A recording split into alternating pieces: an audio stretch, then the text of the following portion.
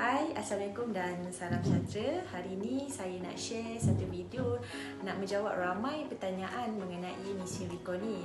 So, saya start dengan apa itu mesin photostat. So, mesin photostat atau fotokopi ni secara amnya ialah satu mesin yang membolehkan proses mencetak, print atau menggandakan photostat media seperti dokumen dalam bentuk kertas.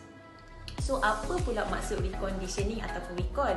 Recon ni pula merujuk kepada proses mengoptimalkan sesebuah mesin yang telah digunakan ke tahap dan fungsi yang sama seperti baru.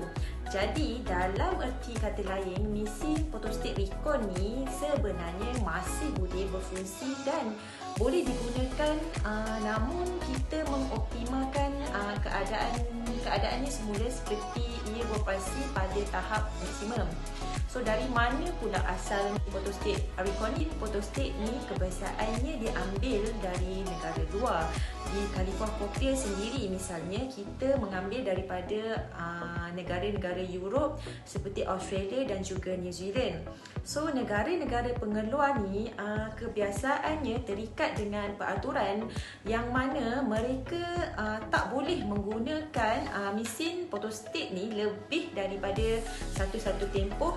Contohnya seperti 5 tahun misalnya, mereka harus menukar kepada mesin yang baru.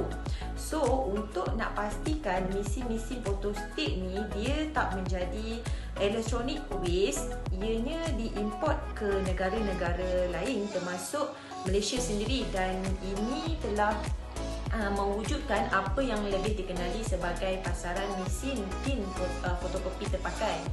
So, di negara asal kebiasaannya mesin photostat ni digunakan hanya di pejabat, office, dan bila dia sampai dekat Malaysia, mesin photostat ni dia mempunyai nilai komersial dia yang tersendiri lah.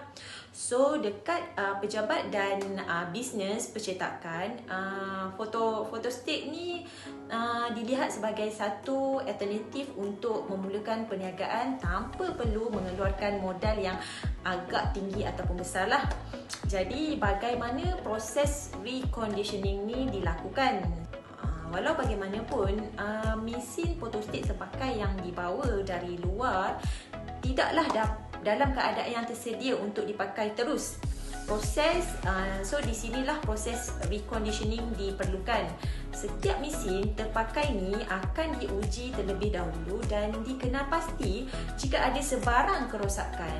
Setiap kerosakan pula akan dibaiki, dan jika bahagian-bahagian mesin tidak lagi dapat digunakan, ianya akan digantikan dengan alat ganti yang sama, original spesifikasinya dan bersesuaian.